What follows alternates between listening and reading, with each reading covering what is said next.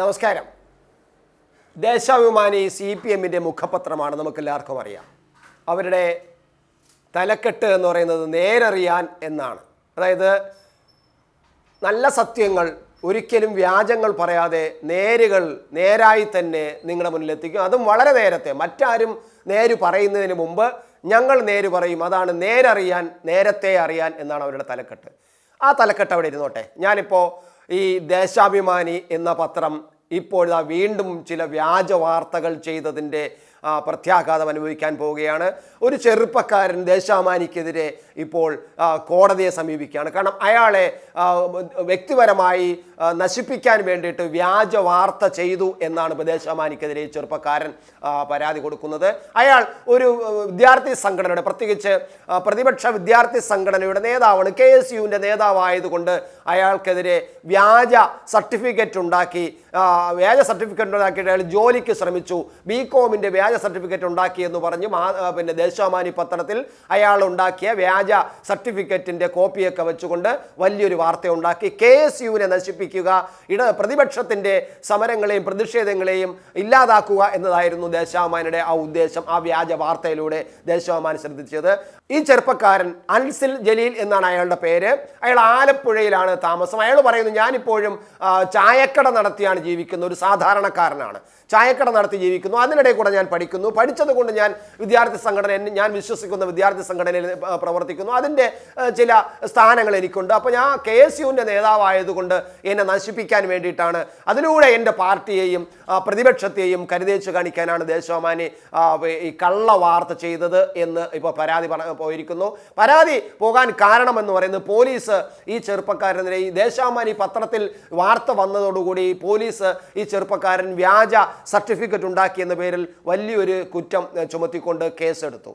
അയാൾ 2 വർഷം വരെ ജയിലിൽ കിടക്കാവുന്ന തരത്തിലുള്ള ചില വകുപ്പുകൾ ചേർത്തുകൊണ്ടാണ്, വളരെ ഗുരുതരമായ വകുപ്പുകൾ ചേർത്തുകൊണ്ടാണ് ഈ തിരുവനന്തപുരത്തെ കൺട്രോൾമെൻറ്റ് പോലീസ് കേസെടുത്തത്. ആ കേസ് എടുത്തത് തന്നെ ഈ യൂണിവേഴ്സിറ്റിയുടെ രജിസ്ട്രാറായിരുന്ന ഡോക്ടർ അനിൽകുമാർ കൺട്രോൾമെൻറ്റ് സ്റ്റേഷനിൽ പരാതി കൊടുത്തതിൻ്റെ അടിസ്ഥാനത്തിലാണ്. ഇയാൾ കേരള യൂണിവേഴ്സിറ്റിയുടെ കള്ള സർട്ടിഫിക്കറ്റ് ഉണ്ടാക്കിയെന്ന് പറഞ്ഞുകൊണ്ട് പരാതി കൊടുത്തു. അതിൻ്റെ അടിസ്ഥാനത്തിലാണ് കേസെടുത്തത്. ആ കേസിൻ്റെ അടിസ്ഥാനത്തിൽ പോലീസ് അന്വേഷണം നടത്തി. ആ പോലീസ് അന്വേഷണം നടത്തിയിട്ട് വിപുലമായ അന്വേഷണം നടത്തി. കാരണം അത് പ്രതിപക്ഷ സംഘടനയ്ക്കെതിരായിട്ടുള്ള ഒരു കേസായതുകൊണ്ട് വളരെ താല്പര്യത്തോടു കൂടിയാണ്, സർക്കാരിന് താല്പര്യമുള്ള കേസായതുകൊണ്ട് വളരെ താല്പര്യത്തോടു കൂടിയാണ് പോലീസ് കേസ് അന്വേഷിച്ചത്.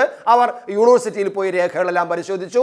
എന്നിട്ട് ഇയാൾ എംപ്ലോയ്മെൻറ്റിൽ ഈ സർട്ടിഫിക്കറ്റ് ഹാജരാക്കി ജോലി നേടാൻ ശ്രമിച്ചു എന്ന് പറഞ്ഞുകൊണ്ട് എംപ്ലോയ്മെൻറ്റ് ഓഫീസുകളിൽ പോയി രേഖകൾ പരിശോധിച്ചു. PSC ഓഫീസിൽ ഇയാൾ പിന്നെ അപേക്ഷ കൊടുത്തിട്ടുണ്ട് ഈ സർട്ടിഫിക്കറ്റ് എന്ന് വെച്ചിട്ട് വാർത്ത വന്നു. അതുകൊണ്ട് PSC ഓഫീസിൽ പോയി പോലീസ് പരിശോധിച്ചു. ഇങ്ങനെ എല്ലായിടത്തും പോയി പോലീസ് പരിശോധിച്ചിട്ടും ഒരു തരിമ്പ് തെളിവ് പോലും ഈ ചെറുപ്പക്കാരൻ ഇങ്ങനെ ഈ വ്യാജ സർട്ടിഫിക്കറ്റ് ഉണ്ടാക്കിയതായി കണ്ടെത്താൻ കഴിഞ്ഞിട്ടില്ല. അന്നേ ഈ അൻസിൽ ജലീൽ പറഞ്ഞിരുന്നു, എന്നെ മനഃപൂർവ്വം തേജോധനം ചെയ്യാനാണ്, ഞാൻ അങ്ങനെ ഒരു വ്യാജ സർട്ടിഫിക്കറ്റ് ഉണ്ടാക്കിയിട്ടില്ല എന്ന് അന്ന് തന്നെ ഈ ചെറുപ്പക്കാരൻ പറഞ്ഞിരുന്നു. പക്ഷേ അന്ന് ഈ പ്രതിപക്ഷ നേതാക്കന്മാരും CPM നേതാക്കന്മാരും DYFI നേതാക്കാരും SFIക്കാരും ഈ KSUവിനെ അടച്ചാക്ഷേപിച്ചുകൊണ്ടാണ് ഈ ദേശാഭിമാനി പത്രത്തിനെ വിശ്വസിച്ചുകൊണ്ട് ഈ വാർത്തകൾ ചെയ്തത്. ഇപ്പോൾ പോലീസ് പിന്നെ കോടതിയിൽ റിപ്പോർട്ട് കൊടുത്തിരിക്കുകയാണ്. ഈ ചെറുപ്പക്കാരൻ കള്ളരേഖ ഉണ്ടാക്കിയിട്ടില്ല, വ്യാജരേഖ ഉണ്ടാക്കിയിട്ടില്ല, ഞങ്ങളുടെ അന്വേഷണത്തിൽ യാതൊരുവിധ രീതിയിലും ഈ ചെറുപ്പക്കാരൻ വ്യാജരേഖ ഉണ്ടാക്കിയിട്ടില്ല എന്ന റിപ്പോർട്ട് കോടതിയിൽ പോലീസിൻ്റെ അന്വേഷണ റിപ്പോർട്ട് കൊടുത്തിരിക്കുന്നു. ഇതോടുകൂടി ദേശാഭിമാനി കള്ള വാർത്തയാണ് ചെയ്തതെന്നുള്ളത് വ്യക്തമായി ജനങ്ങൾക്കും വ്യക്തമായിട്ടുണ്ട്. ഇപ്പോൾ ഈ ദേശാഭിമാനി വാർത്തയുടെ അടിസ്ഥാനത്തിൽ രജിസ്ട്രാർ പരാതി കൊടുത്തപ്പോൾ ഈ രജിസ്ട്രാർ എന്ന് പറയുന്ന യൂണിവേഴ്സിറ്റി രജിസ്ട്രാറും വെട്ടിലായിരിക്കുകയാണ്. അപ്പോൾ ഈ യൂണിവേഴ്സിറ്റിയിലെ ഉദ്യോഗസ്ഥന്മാരെല്ലാം ഈ CPM-ൻ്റെ പിന്താങ്ങിക്കൊണ്ട് നിൽക്കുന്നവരാണ്, അതിൻ്റെ യൂണിയൻ പിന്നെ അംഗങ്ങളാണല്ലോ. അപ്പോൾ അവർ പറഞ്ഞ CPM പറഞ്ഞ കുട്ര രജിസ്ട്രാറെ പരാതി എന്ന് പറഞ്ഞാൽ ഉടനെ രജിസ്ട്രാർ കൊണ്ട് പരാതി കൊടുക്കും, അല്ലെങ്കിൽ അവൻ ആ സീറ്റിൽ ഇരിക്കാനൊക്കെ ഇല്ല. അതുകൊണ്ടാണ് കാര്യം. എന്തായാലും അയാൾ ഇപ്പോൾ പരാതി കൊടുത്തു, അയാൾ വെട്ടിലായിരിക്കുന്നു.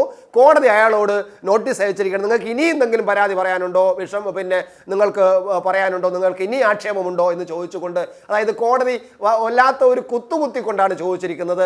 അപ്പോൾ ഇനി അനിൽകുമാർ എങ്ങനെ മറുപടി പറയും? രജിസ്ട്രാർ എന്ന് മറുപടി പറയുമെന്നാണ് കാണുന്നത്. എന്തായാലും ദേശാഭിമാനി പത്രം ഇത് ആദ്യമായിട്ടല്ല ഇത്തരത്തിൽ നേരത്തെ അറിയാൻ എന്ന് പറഞ്ഞിട്ട് പച്ചക്കള്ളം വാർത്തകളിലൂടെ നടക്കുന്നത്. മിക്കവാറും എല്ലാ വാർത്തകളും കെട്ടിച്ചമച്ചുകൊണ്ടാണ് എന്തുപോലെ വളച്ചൊടിച്ചുകൊണ്ടാണ് പോകുന്നത്. മാത്രമല്ല പിന്നെ മനോരമ ദിനപത്രത്തിൽ ഒരു വാർത്ത വന്നു എന്നും മനോരമ ദിനപത്രത്തിനെതിരെ ഒരു വ്യാജരേഖ ഉണ്ടാക്കിക്കൊണ്ട് ഒരു വാർത്ത ചെയ്ത ആളാണ് ഇവർ. എന്തിന് തൊട്ടടുത്ത് ഇപ്പോൾ മറിയക്കുട്ടി എന്ന് പറയുന്ന ആ വൃദ്ധയുണ്ടല്ലോ, അവർക്കെതിരെ വ്യാജ വാർത്ത ചെയ്യുകയും അവസാനം കോടതിയിൽ നിന്നുകൊണ്ട് പിന്നെ തലകുനിച്ച് നിൽക്കേണ്ടി വന്നു ഈ ദേശാഭിമാനി എഡിറ്റർക്കും മറ്റുമൊക്കെ. എന്തിന് നിങ്ങൾ ഇങ്ങനെ സ്ത്രീക്ക് വേണ്ടി കള്ള വാർത്ത ചെയ്തു?